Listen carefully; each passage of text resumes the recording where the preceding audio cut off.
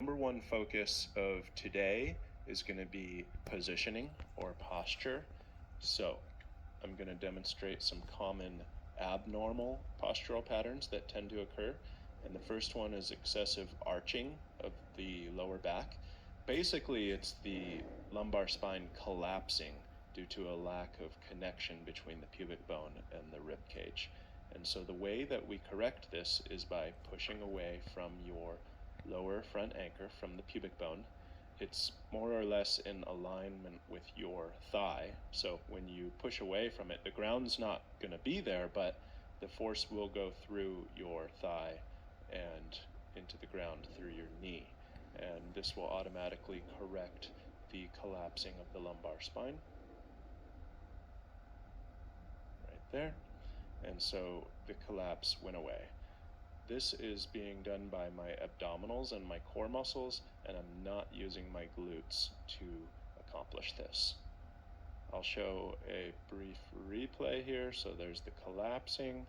There is not a lot of support for the spine here. It's just hanging like a drawbridge. So we're going to create some support. The pubic bone comes forward towards the ground, and it automatically corrects the posture. I'm not having to decide what to do or how to do it. I'm simply pushing away. Now I've created a new problem. There's a compensation, and you can see that this correction is made by basically hunching my upper back. And so the way that we're going to correct this is simply by pushing away from the bottom of the rib cage or the upper front anchor, and the ground is not there anymore, but you can imagine that the ground is there, and then pushing away from it exactly in the same way that we did with the front anchor, push away in progression, and the stabilization that the ground was providing is now provided by your core. Another way you can think of it is that you're pushing away from the bottom of the rib cage as if it is the ground.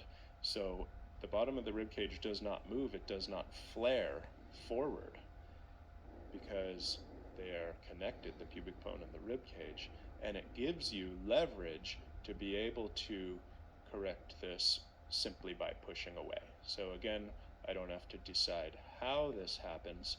I simply push away from the bottom of my rib cage in the front, imagining that the ground is there or that it is the ground and I'm pushing away from it. So the bottom of the rib cage doesn't move and the correction is made, and I don't have to decide how that happens. So now that I've found my position, my starting point, and I have a nice, healthy, neutral, lengthened spine, it's not collapsing, it's not overly hunched, and the only intentions I'm having are pubic bone push away, bottom of the rib cage push away. There's a lot of activity happening here. There's work being done right now by my abdominals to maintain this position and to allow me to breathe into it.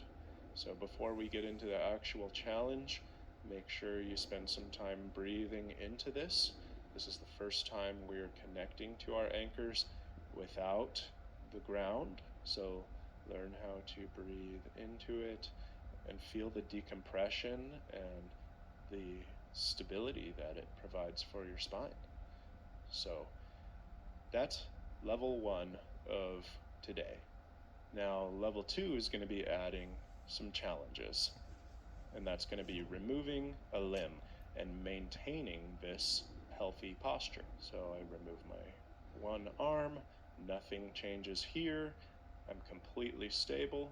You can see me resetting, and each limb is going to create a little bit of a different effect on the core. You'll feel a slightly different engagement depending on which limb you lift and which support you remove, and the core will adapt perfectly and automatically.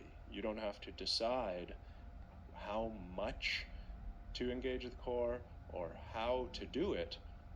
You're simply maintaining the same intention of pushing away, and so it's going to require more work from the core to maintain this push away intention without any collapsing occurring. What we're looking for is no drop of the pelvis, no rotation of the pelvis. The pelvis stays level.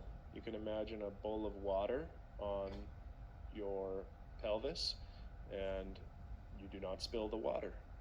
It does not matter how high you are lifting your limb. So lifting the limb higher is not better. Where the benefits are coming from in this exercise is the ability for the core to maintain this position while removing a limb from the ground. And the support has to be created by